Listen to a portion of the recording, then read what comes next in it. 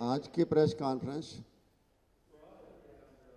हरियाणा प्रदेश के बिजली उपभोक्ताओं के लिए कर रहा हूं। कल मैंने हरियाणा विद्युत नियामक आयोग के सामने पिछले दिनों जो बिजली निगमों ने पेटिशन डाली थी उसके खिलाफ मैंने कल अपने ऐतराज़ दायर किए थे। साथ में उनको सुझाव भी दिए थे, टिप्पणियां भी की थी। और ये एक बैकडोर एंट्री के रूप में कर रहे हैं जिसका नाम पहले था फ्यूल सरचार्ज एडजस्टमेंट। अब उसका नाम कर दिया गया है fuel and power purchase adjustment surcharge FPPAS। और उसको जो है पेटिशन के रूप में लेकर आए हैं बिजली निगम में और विद्युत नियामक आयोग के सामने पेश की। ये गलत परंपरा है। विद्युत निगमों ने कुछ नियमों में छूट के लिए की है कि जो नियम बने हुए हैं बिजली वित्त आयोग ने ही बनाए हैं, और या जो 2003 का एक्ट है बिजली का जो पार्लियामेंट ने पास किया था उनका बनाया हुआ एक्ट है। यहाँ ये अपने नियम बनाए हुए हैं। जब भी कोई नियम बनते हैं तो बनाने वाली संस्था पर भी लागू होते हैं। जैसे विधानसभा कोई कानून बनाती है तो ये नहीं कि लोगों पर लागू होगा, विधानसभा पर भी लागू होगा। इसलिए रेगुलेटरी कमीशन पर भी लागू है। पहली बात तो है कि ऐसी जो इनकी पेटिशन थी आते खारिज कर देनी चाहिए थी कमीशन को। बात की सुनाई की जरूरत नहीं थी। लेकिन अफसोस से कहना पड़ता है आज जो वर्तमान कमीशन है ये पिछले 2 साल से ऐसी कार्रवाइयों में लगा हुआ है जिसको हम कहते हैं पिछले दरवाजे से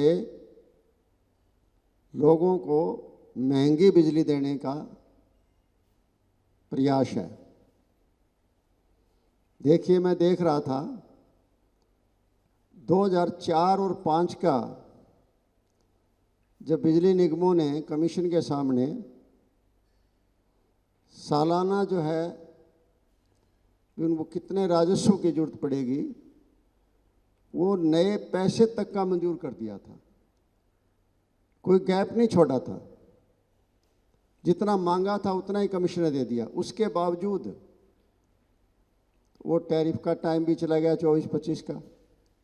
लेकिन 25-26 में 10/6/25 को 24-25 का फ्यूल सरचार्ज मांग लिया। 24-25 का फ्यूल सरचार्ज एडजस्टमेंट का नियम क्या है?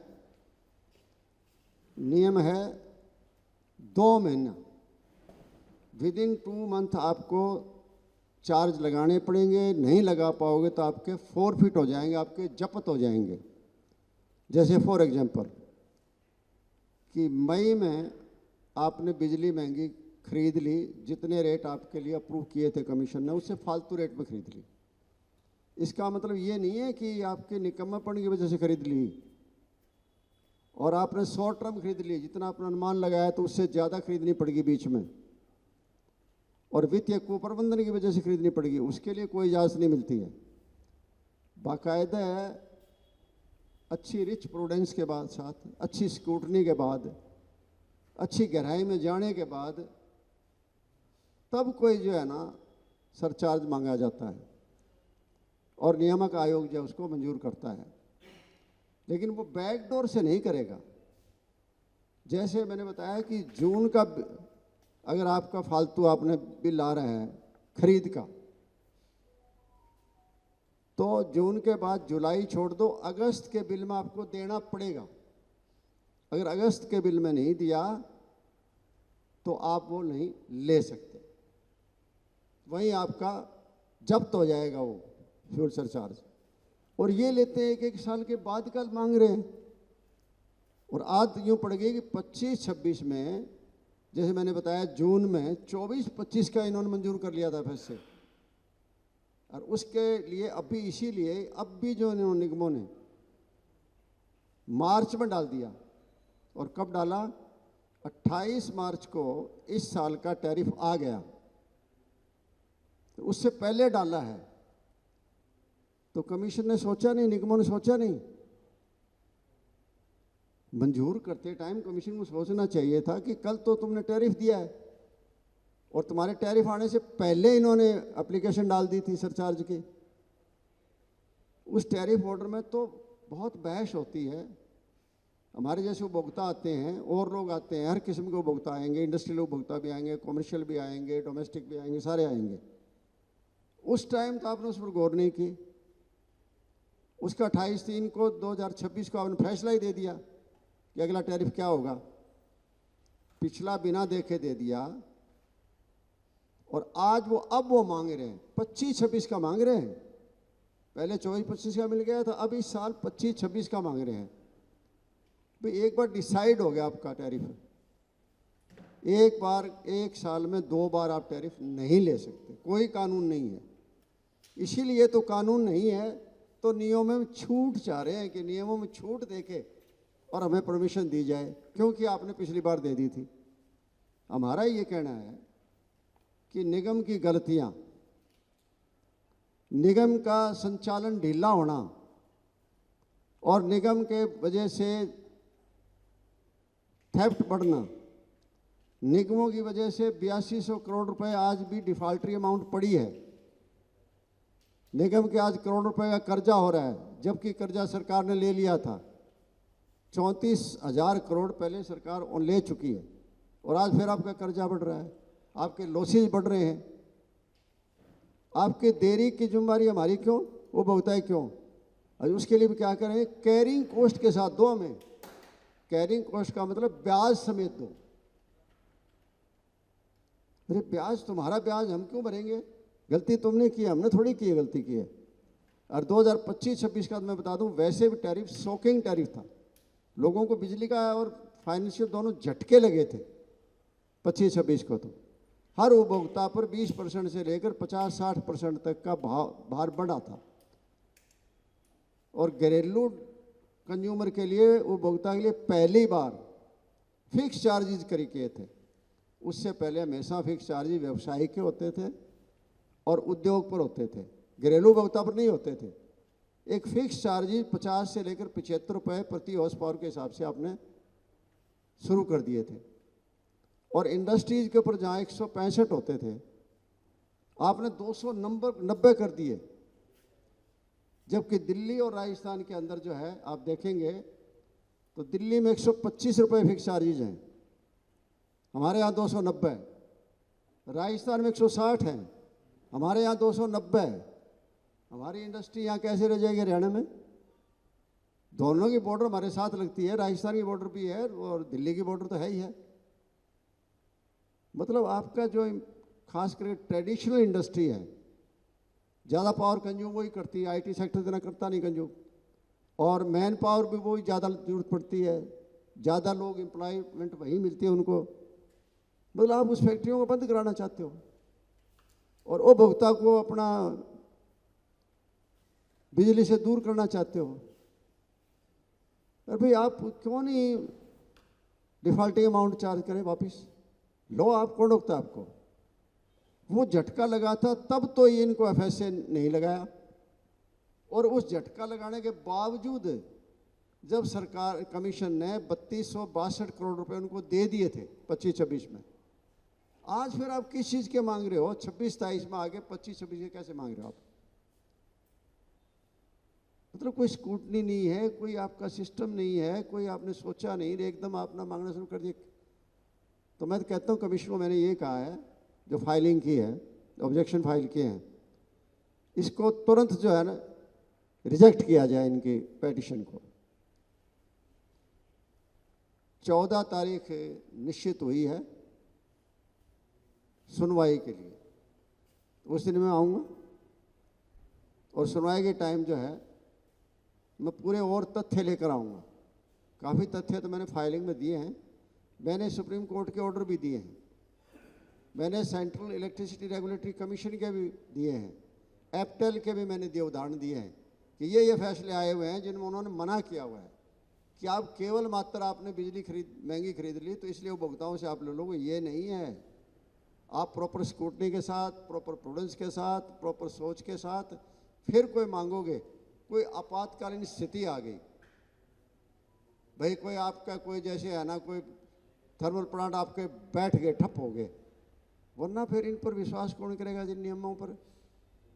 एक तरफ बिजली वितरण निगमें हैं, एक तरफ बिजली उत्पादन निगमें हैं, और एक तरफ बिजली का प्रसारण करने वाले निगमें हैं, और एक तरफ उपभोक्ता बैठा है।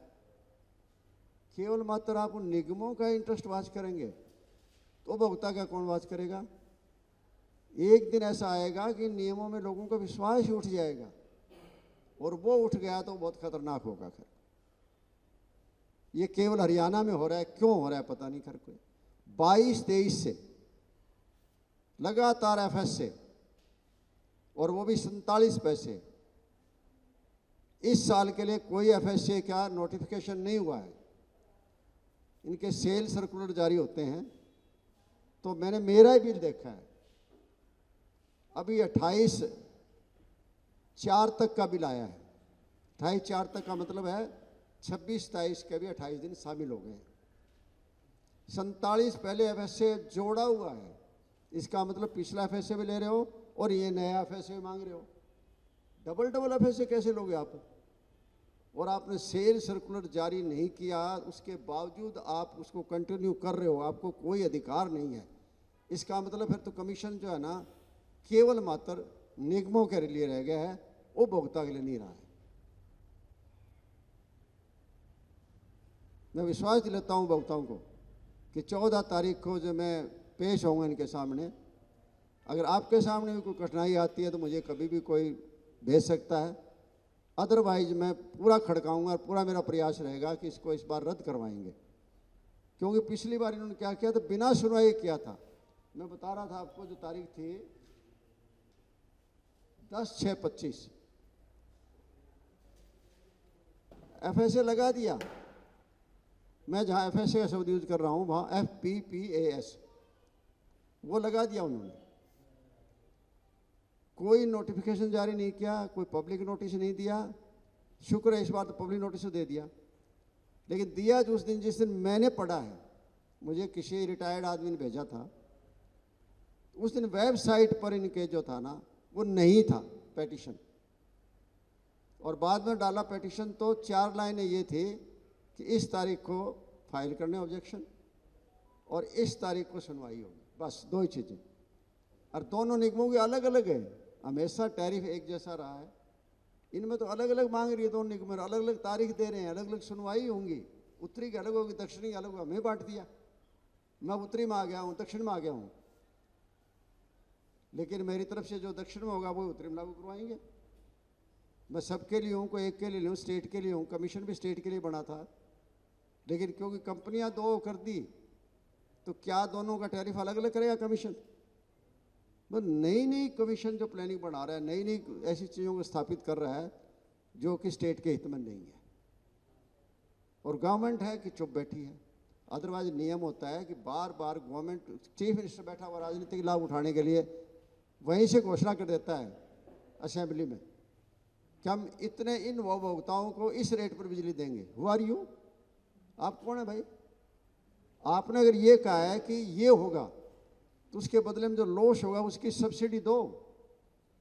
इलेक्ट्रिसिटी एक्ट ये कहता है, रूल्स ये कहते हैं कि सरकार कोई घोषणा करती है, मान लो जैसे एपी कंज्यूमर को दे रहे हैं, एग्रीकल्चर को, अच्छी बात है, सरकार सब्सिडी दे रही है, लेकिन उसमें भी क्या करती है कि सब्सिडी डे 1 को देनी पड़ेगी आपको, और देते नहीं है साल खत्म होने तक भी।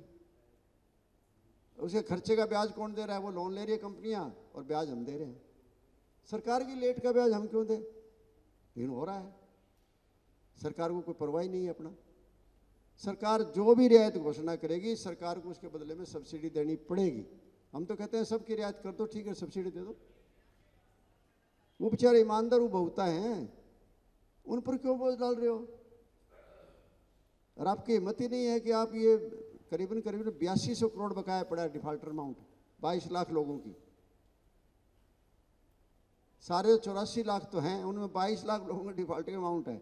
मैं ये नहीं कहता कि उनको कोई जेल में डाल दो, मैं कहता हूँ कि सरकार उनका माफ़ कर दे ताकि आइंदा के लिए वो रेगुलर हो जाएंगे।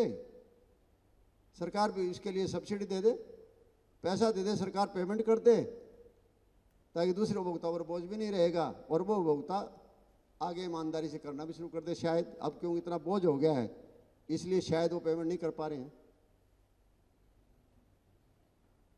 लेकिन ये है कि 14 तारीख को निगम के सामने मैं मेरी पेशी पूरी अपने आयोग के सामने रखूँगा और जिसमें मेरा पूरा प्रयास होगा इस पेटिशन को रद्द करवाया जाए, क्योंकि ये जनहित में होगा, कोई अकेले मेरे हित में नहीं है।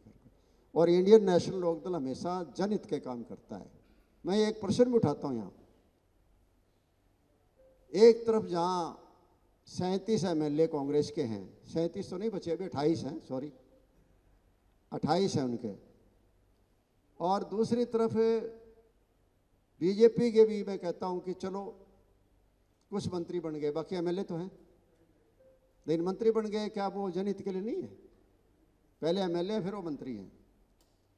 क्या इस 90 के हाउस में केवल इंडियन नेशनल लोकदल बचा है जो पेटिशन फाइल कर रहा है, जो ऑब्जेक्शन फाइल कर रहा है, बार बार रिव्यू पेटिशन भी फाइल कर रहा है, बार बार अपीलें कर रहे हैं, सुनवाई में जा रहे हैं, तैयारियां कर रहे हैं? क्या उनका काम नहीं रह गया?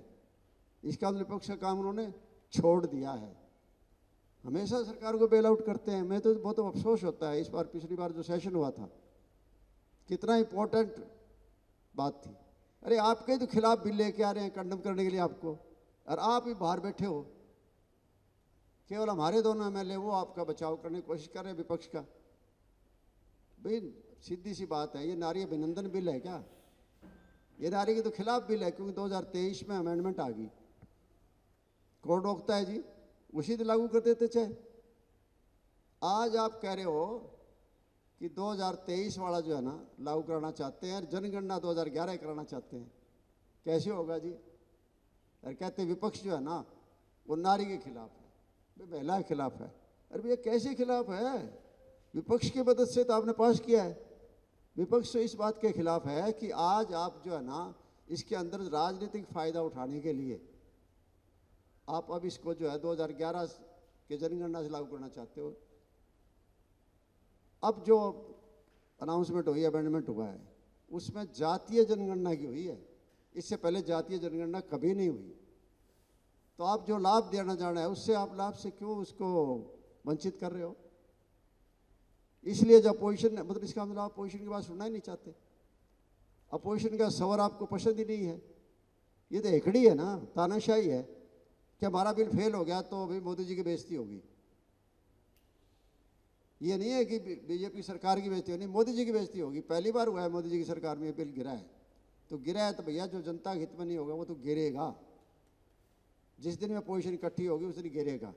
और मैं तो ये चाहता हूँ सरकार के सामने सबको इकट्ठा होकर जो है ना पार्लियामेंट में इतना दबाव बनाना चाहिए कि जो जनहित के ना हो मुद्दे, उन मुद्दों पर सरकार को कटघरे में खड़ा करना चाहिए। धन्यवाद।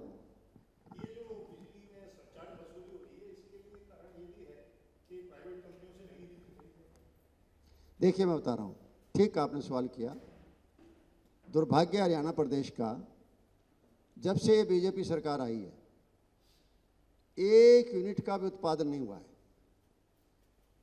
बाहर से खरीद रहे हैं, प्राइवेट कंपनियों से भी खरीद रहे हैं और महंगी खरीद रहे हैं।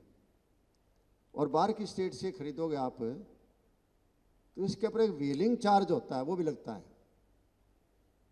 करीबन 3-4% हो जाता है, 4% ही बहुत हो जाता है। व्हीलिंग चार्ज कहते हैं उसको, जो आपका लेकर आएगी। ट्रांसमिशन चार्जेज कह दो उसको, व्हीलिंग चार्ज कह दो, एक ही है। दूसरी स्टेट से लाकर वो तो हमारी बाउंड्री पर छोड़ देगी। तो उसका जो बीच का जो है लॉसेज हैं वो हमें भुगतने हैं। तो हमारी स्टेट के अंदर होगा तो हमारा पॉइंट नज़दीक होगा डिस्ट्रीब्यूशन का, लॉसेज कम आएंगे। वो 4% लॉसेज हम क्यों दे रहे हैं? इसका नुकसान भी हो रहा है। एक यूनिट तो पैदा कर देते ये ना, पुराने जितने थर्मल है उनको संभाल रहे। पिछले दिनों तो इस दिसंबर जो गया है दिसंबर तक तो फरीदाबाद की प्लांट की बिजली ले रहे थे, जो कि बैठ चुका, और कई बार तो 155 रुपये प्रति यूनिट पड़ी है, कई यूनिट है तो 155 रुपये तक की प्रति यूनिट पड़ी है।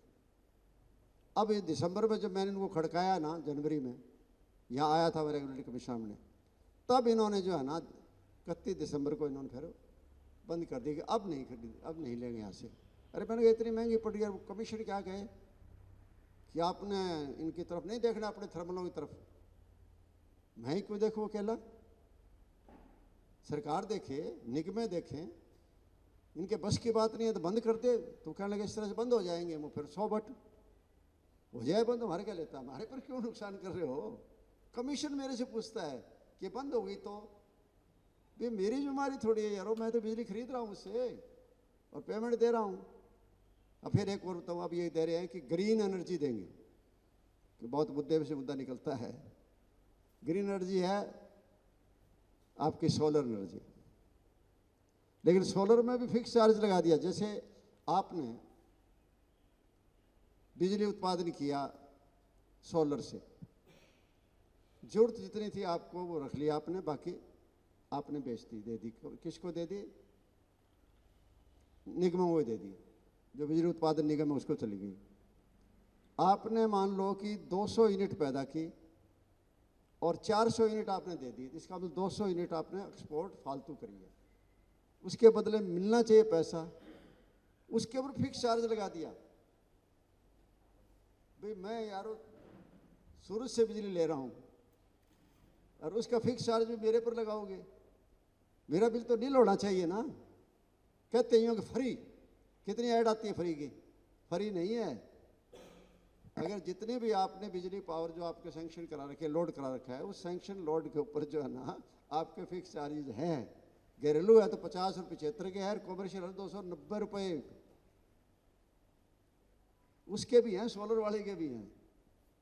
मैं तो अनुभव देखा, मेरा अपना अनुभव है, मैं दूसरे का नहीं कह रहा। पिछली बार तो मैंने बिल्कुल दिखाया उनको, नहीं जी नहीं, ये मैं फिक्स चार्ज क्यों लेते हो? बोला इन्होंने कैपिटल बनानी होती है, उस पर खर्चा आता है, वो कैपिटल के तो अलग लेते हैं।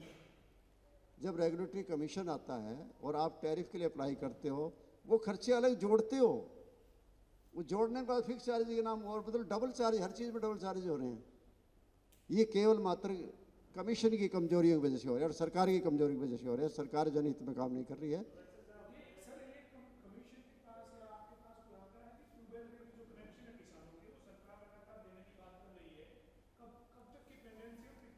मैं बता रहा हूँ, काफ़ी पेंडेंसी तो 2016-18 की पड़ी है और लगभग 1.5 और 2 लाख जो है ट्यूबवेल कनेक्शन बकाया है।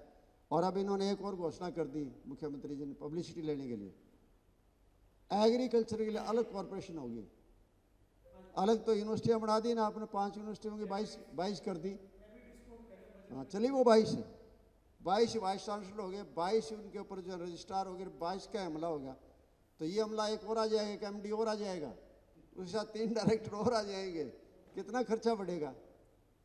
अरे भैया काम करना चाहते हो, एग्रीकल्चर किसान का देना चाहते हो तो ट्यूबवेल कनेक्शन आज कौन रोकता है आपको? आपकी निगमें बनी हुई है, वो दे कनेक्शन।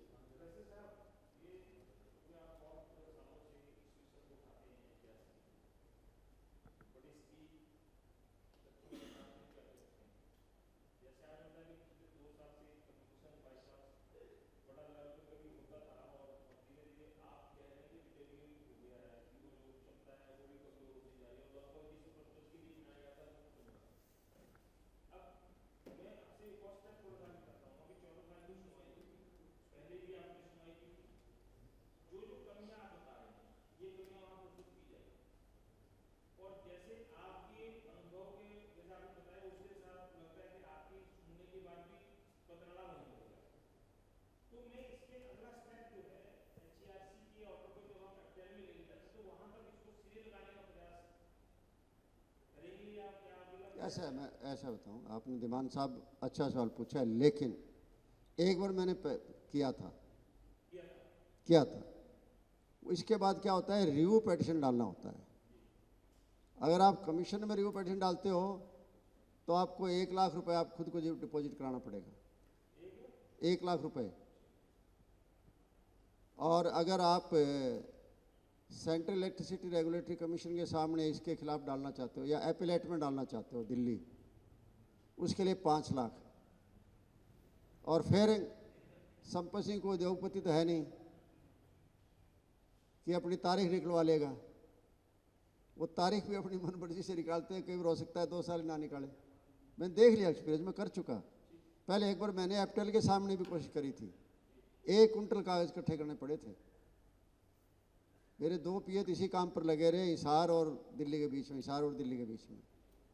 और उसके बाद जो है ना वो वहाँ से गए ना, वहाँ ये बातें थोड़ी सी रिकॉर्ड की काबिल नहीं है, उनको ये पता लगा कि यहाँ तो जो है ना तारीख भी आपको निकलवानी पड़ेगी। अब आप समझ जाओ कैसे निकलती है तारीख। मैं बैक हो गया, फिर क्या करूँ, मैं क्या करता है। लेकिन अब ये है कि हम सोचेंगे, अपनी पार्टी लेवल पर सोचेंगे, क्योंकि सारे संगठित होकर चलते हैं। पार्टी चलेगी, पार्टी तो करेगी घर। अभी तक तो मैं एक किस्म का पार्टी का इस मामले के अंदर स्पोक्स पर्सन ही हूँ, एक पार्टी की तरफ से। नहीं, यही अफसोस है, अमाउंट नहीं बताई हुई है। पेटिशन मैंने पढ़ लिया सारा, और मैं आपको भी व्हाट्सअप कर दूंगा पेटिशन का जो डाला हुआ है डिटेल में। आप वहीं कहीं देखना कि कहीं पैसे का जिक्र है क्या, और फिर कब क्या कर रहे हैं। क्या आप अक्टूबर में बिजली महंगी खरीदेंगे? मेरे समझ नहीं आ रहा अक्टूबर नवंबर में जरूरत क्या पड़ी भाई। आप जो है ना जीरी के टाइम आपको जरूरत पड़ सकती है ज़्यादा लेने के लिए, गर्मी ज़्यादा होती है जून जुलाई में पड़ सकती है आपको। अक्टूबर में आप, इसका मतलब आपके फैसले जो खरीदने के थे वो बिल्कुल ही आपके जो है ना वित्तीय प्रबंधन था, बिल्कुल ही खत्म हुआ हुआ था आपका।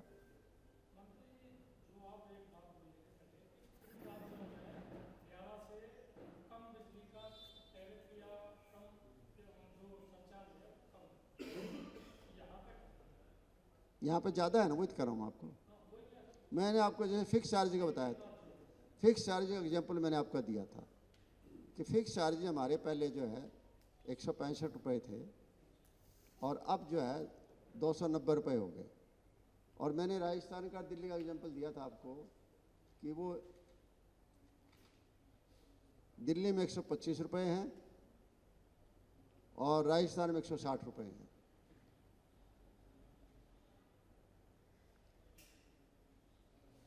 और डोमेस्टिक के 50 से 75 हैं, जबकि पहले डोमेस्टिक पर नहीं होता था। 50 से 75, 5 किलोवाट तक 50 है, 5 से ऊपर के 75।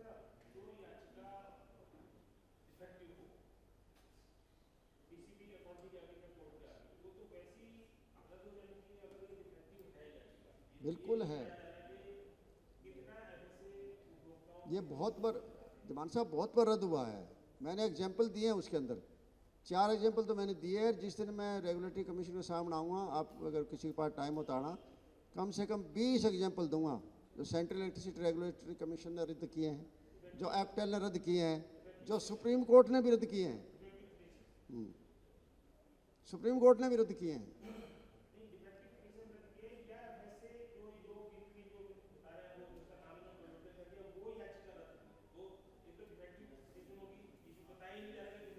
नहीं बताया नहीं जा रहा, बिल्कुल नहीं बताया जा रहा।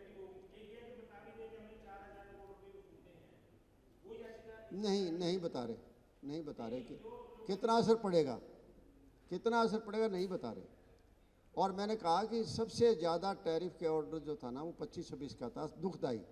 और 25-26 वालों को इस बार इन्होंने कंटिन्यू कर लिया 26-27 में। लेकिन फिर आप 25-26 का आप फ्यूल सरचार्ज किस बात का मांग रहे हो?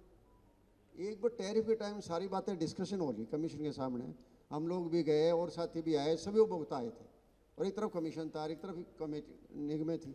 उस टाइम निगमों ने कुछ नहीं कहा, ना कमीशन ने कुछ कहा, जबकि उससे पहले वो फाइल कर चुके थे, हमसे छुपाया गया।